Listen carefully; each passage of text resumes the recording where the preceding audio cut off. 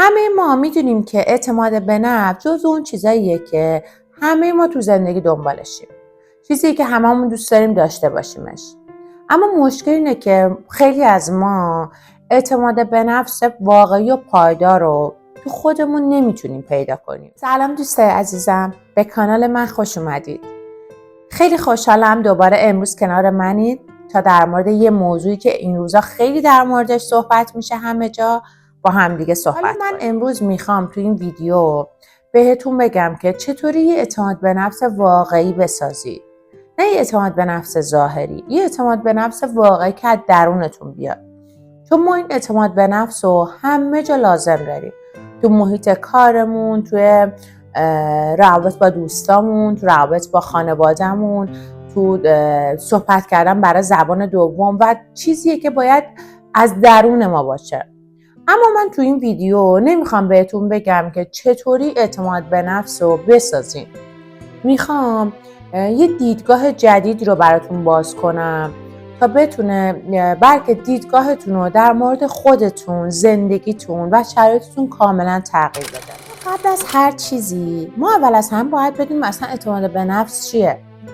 خیلی از ماها فکر میکنیم که اعتماد به نفس یعنی این که ما هیچ وقت شکست نخوریم، ما هیچ وقت اشتباه نکنیم، همه کارا رو درست انجام بدیم، تو هیچ کاری شکست نخوریم. اما واقعا این یه طرز تفکر اشتباهه. چون که اعتماد به نفس یه حس درونیه. این که ما بدونیم ما حتی اگر اشتباه بکنیم، حتی اگر شکست بخوریم، حتی نتونیم اگر یه سری از کارا رو انجام بدیم، بازم هنوز ما ارزشمندیم و میتونیم ادامه بدیم. اما یکی از بزرگترین اشتباهی که ما در مورد اعتماد به نفس میکنیم میدونید چیه؟ اینه که ما همیشه فکر میکنیم که اول از همه باید منتظر باشیم تا اول یه احساس خوبی نسبت به خودمون پیدا کنیم. اما اعتماد به نفس اصلا این نیست. اعتماد به نفس تو فکر کردن به وجود نمیاد. اعتماد به نفس رو عمل کردن به وجود میاد. یعنی چی؟ یعنی اگر ما حتی میترسیم، حتی اگر مطمئن نیستیم که یه کاری موفق میشیم، باز دست به عمل بزنیم. باید شروع کنیم به عمل کردن.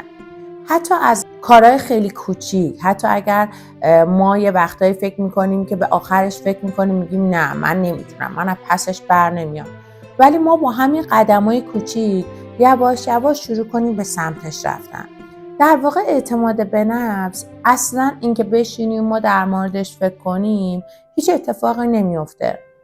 باید شروع کنیم یواش یواش با عمل کردن یه حس درونی تو ما یواش یواش شکل بگیره که این همون اعتماد به نفس. حالا قبل از این که بخوام بهتون بگم چطوری میتونیم یه اعتماد به نفس واقعی رو بسازیم، میخوام براتون یه داستان واقعی تعریف کنم که خیلی میتونه تحت تاثیر قرارتون بده.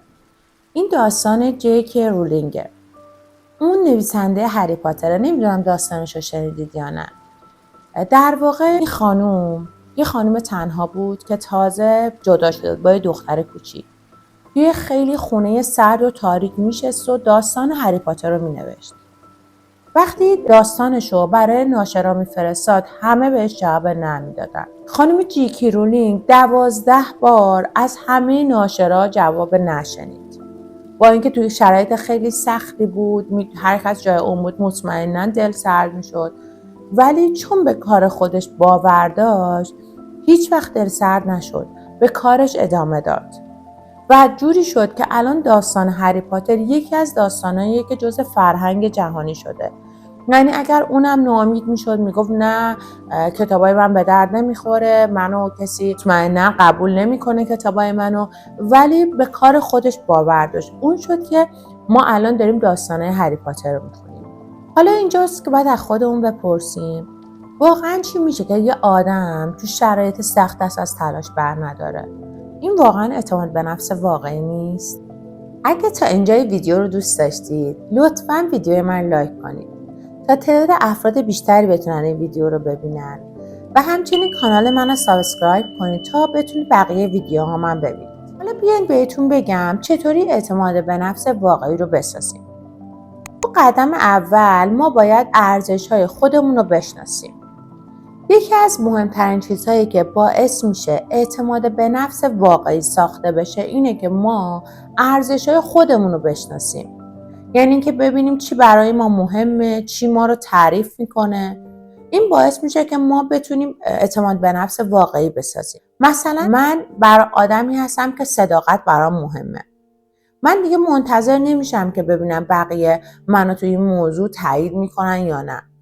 چون این ارزش منه، چون صداقت جزو چیزیه که برای من مهمه، پس من اگر توی مهمونی هم برم که ببینم بقیه دارن یه چیزی رو اشتباه میگن، خیلی راحت با اعتماد به نفس صادقانه اونو بیان میکنم. پس ما تو اعتماد به نفس واقعی منتظر تایید دیگران نمیمونیم. میبینیم که خودمون چی برامون مهمه، خودمون برامون چی ارزش داره. توی قدم دوم که ما میخوایم اعتماد به نفس واقعمون رو بسازیم، قدم دوم اینه که ما از کمالگرایی دست برداریم. اینکه همیشه فکر میکنیم که همه چی باید خیلی خوب و کامل و ایدئال باشه، باید دست برداریم. مثلا وقتی که من میخوام برم ورزش کنم، اگر که از همون اول برم یه وزنه 200 کیلویی بردارم، هیچ وقت من نمیتونم وزنه رو بزنم. تازه اگرم بتونم حتما به خودم و بدنم آسیب میزنم. در واقع برای ساختن اعتماد به نفسم همینطور. من وقتی میخوام یک کاری رو شروع کنم، نباید منتظر باشم که همه چی برای من ایدئال باشه تا من اون کار رو شروع کنم. همه چی برای من کامل باشه. من میتونم با یه قدمای کوچیک اون کار رو شروع کنم تا با اون هدف بزرگترم برسم. پس باید از همون جایی که هستیم شروع کنیم. همش نباید منتظر یه چیز خاص و ایدئال باشیم. مثلا وقتی میخوام کلاس زبان برم یا زبان انگلیسی زبان دوم یاد بگیرم، اگر فقط منتظر باشم تا اینکه حالا درآمدم بهتر بشه، یه پولی به دستم بیاد که بتونم کلاس ثبت نام کنم، باید منتظر بمونم. یا اینکه همش بگم نه، باید همه شرایط خوب باشه تا من کلاس برم، همه چی باید ایدئال باشه تا من کلاس برم، من هیچ وقت شروع نمی‌کنم. ولی اگر من به این فکر کنم که خب الان اون شرایط برای من مهیا نیست، ولی من اگر که بخوام زبان انگلیسی یاد بگیرم، میتونم روزی 1 ساعت برای خودم وقت بذارم، روزی 1 ساعت با لغت‌های کم شروع کنم، روزی 1 ساعت مثلا لیسنینگ گوش کنم. اینجوری من در واقع شروع میکنم قدم برداشتن به سمت هدفم. یک دفعه نمیرم کتاب آیلتس بزرگ رو بردارم بگم من باید اینو امتحان بدم. بالاخره اون کسی که یه روزی آیلتس 7 میگیره که از روز اول که همه چی رو بلد نبوده، اونم یواش یواش از الفبا شروع کرده، یواش یواش لغت یاد گرفته، گرامر یاد گرفته و این قدم‌های کوچیک کوچیکه که ما رو به اون هدف بزرگتر میرسونه. تو قدم سوم بیاین موفقیت‌های کوچیکمون رو جشن بگیریم. این که من باید بهتون بگم و بدونید که اعتماد به نفس از کارهای کوچیک شروع میشه. حالا چجوری؟ مثلا اگر ما نمیتونیم توی جمع خیلی بزرگ حرف بزنیم یا اینکه حتی دوست داریم سخنرانی کنیم، یه وقتایی میخوایم جلوی بقیه حرف بزنیم نمیتونیم، بیایم چیکار کنیم؟ بیایم مثلا توی جمع کوچیکی از دوستان در مورد چیزی که قبلا یاد گرفتیم بیایم صحبت کنیم. چند بار این کار رو انجام بدیم. این باعث میشه که ما این تمرین کردن، چون اعتماد به نفس یکی از اون چیزاییه که نیاز به تمرین میخواد. در واقع من اگر بدونم که من میتونم توی جمع کوچیک که وقتی پیش دوستامم راحت صحبت کنم، یواش یواش تو 5 تا جمع کوچیک‌تر، یواش یواش تو جمع‌های بزرگتر، در واقع من میتونم اعتماد به نفس اینو پیدا کنم که هر چقدر یه جمع بزرگتر باشه من میتونم راحت صحبت کنم. دیدیم مثال از خودم بزنم. مثلا دفعه اول که من میخواستم ویدیو بگیرم، وقتی ویدیوامو نگاه میکردم اصلا انگار صدامو نمیشناختم، انگار سبک ویدیوامو دوست نداشتم. باور نمیکنید شاید 20 بار من یه ویدیو رو میگرفتم تا میتونستم تو حالا صفحه اینستاگرامم ویدیو بذارم. اما یواش یواش انگار این اعتماد به نفس گرفتم، انگار این اعتماد به نفس تو درون من، چون میگم درونیه دیگه، به وجود اومد که میشه با قدم‌های کوچیک میتونی کارهای بزرگتر بکنی. پس یواش یواش تونستم اون چیزی که مد نظرم بود، اون ویدیویی که حالا مثلا ویدیوهای یوتیوب که خیلی بلنده برای خودم بسازم. و میدونیدم چرا؟ چون که قدم 4 رو رعایت کردم، از شکست نترسیدم. چون که ساختن اعتماد به نفس واقعی ما باید یاد بگیریم که از شکست نترسیم، چون شکست خیلی طبیعیه. هیچ کس توی دنیا بدون شکست موفق نشده. یه مثال معروف از ادیسون براتون بزنم که میشناسید که ادیسون مخترع لامپ دیگه. ادیسون چیزی حدود 1000 بار شکست خورد. یعنی 1000 بار میخواست که اختراع کنه، شکست میخورد، نمیتونست. وقتی ازش پرسیدن که چه حسی داشتی بعد از این 1000 بار شکست خوردنه، ادیسون گفتش که من تو هر بار شکست یه چیزی جدیدی یاد گرفتم و هیچ اشکالی نداشت که من شکست خوردم. پس برای اینکه اعتماد به نفس واقعی داشته باشیم باید از شکست نترسیم. چه اشکالی داره شکست بخوریم؟ وقتی شکست میخوریم در واقع انگار داریم یه درسی رو یاد میگیریم که داره به ما میگه خب این راه اشتباه، یه راه دیگر امتحان کن، این راه اشتباهه، برو بعدی. این باعث میشه که ما یه اعتماد به نفس درونمون به وجود بیاد که من حالا 5 تا راه امتحان کردم، این راهها درست نبود، حتما ششمی جواب میده. یا همون مثال که براتون زدم از خانم رولینگ که 12 بار نشنید اما اصلا منصرف نشد چون که خودشو باور داشت. اما توی پنجمین و مهمترین چیزی که من میخوام بهتون بگم که خیلی خیلی مهمه، این صدای منفی درون ذهن ماه. این پنجمین قدم و مهمترین قدمیه که من میخوام باهاش در مورد این صحبت کنم. این صدایی که همیشه تو ذهن ما میاد که تو نمیتونی، تو بدی، تو بلد نیستی، تو نمیتونی یاد بگیری، تو موفق نمیشی. این صدای درونی ذهن ماه که همیشه دوست داره ما رو منصرف کنه. اما ما چی کار میتونیم بکنیم؟ ما وقتی میایم قدمای کوچیک برمیداریم در واقع داریم به سمت هدفمون میریم. این لحظه وقتی همچین صدای تو ذهنمون میاد باید همونجا بهش بگیم استاپ، وایسا. تو ویدیویی که من قبلا براتون گذاشتم اتفاقا، حالا لینکش رو این بالا براتون میذارم، تو این ویدیو من گفتم که چطور افکار منفیمون رو متوقف کنیم. تو این ویدیو که لینکش این بالا هست من بهتون میگم افکار منفیمون رو متوقف میکنیم، میگیم استاپ، من اجازه نمیدم تو رو من تاثیر بذاری. اینجاست که من متوقف میکنم فکرمو، میگم من نمیخوام اجازه بدم تو ذهن من تاثیر بذاری. وقتی میاد میگه تو نمیتونی، من میگم من میتونم، چون من دارم یاد میگیرم پس میتونم، پس مطمئنا یاد میگیرم و ادامه میدم و موفق میشم.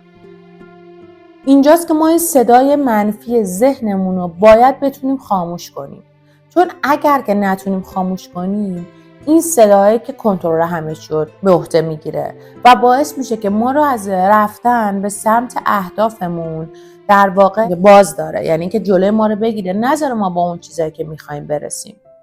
پس نکته آخر و نکته مهمی که من میخواستم بهتون بگم این بود که باید بتونید جلوی صدای منفی ذهنتون رو بگیرید. خب حالا اگر بیایم این 5 تا نکته‌ای که بهتون گفتم کنار هم بذاریم، یه مسیر خیلی واضح، خیلی شفاف برای ساختن اعتماد به نفس واقعی داریم. اول از همه این بود که ارزشامون رو بشناسیم، چون اعتماد به نفس از اینجا شروع میشد که بدونیم چی برامون مهمه. تو قدم دوم گفتیم که کمالگرایی رو کنار بذاریم و سعی کنیم از چیزهای کوچیک شروع کنیم تا به موفقیت‌های بزرگ برسیم. تو قدم سوم گفتیم که موفقیت‌های کوچیکمون رو جشن بگیریم تا بتونیم روز به روز و قدم به قدم قوی‌تر بشیم. تو قدم چهارم گفتیم که به شکست‌هامون به عنوان یه تجربه نگاه کنیم، نه به عنوان یه چیزی که باعث بشه که ما رو متوقف کنه یا بهانه‌ای باشه برای توقف ما. و قدم پنجم که مهمتر از همه بود این که صدای منتقد درونی ذهنمون رو خاموش کنیم که نتونه جلوی موفقیتامون رو بگیره. حالا اگر ما بتونیم این 5 تا نکته رو رعایت کنیم توی زندگیمون، اون موقع است که میتونیم یه اعتماد به نفس واقعی و درونی تو خودمون بسازیم که اعتماد به نفسیه که موقتی نیست، بلکه باعث میشه که تواناییامون روز به روز بیشتر بشه و یه اعتماد به نفس درونی در ما شکل بگیره. من تا اینجا سعی کردم 5 تا نکته خیلی مهم و ارزشمند و برای ساختن اعتماد به نفس بهتون بگم. حالا از اینجا به بعد نوبت خودتونه که به من بگید که کدوم از اینا تو زندگی براتون مفید بوده یا اینکه فکر میکنید از کجا باید شروع کنید. توی کامنت ها برای من بنویسید. لطفاً کانال منو سابسکرایب کنید. با دوستاتون به اشتراک بذارید تا من بتونم محتواهای بیشتر و بهتری براتون بسازم. و بازم مثل همیشه یادتون نره که هر قدم کوچیکه که میتونه تغییرات بزرگ تو زندگیتون ایجاد کنه.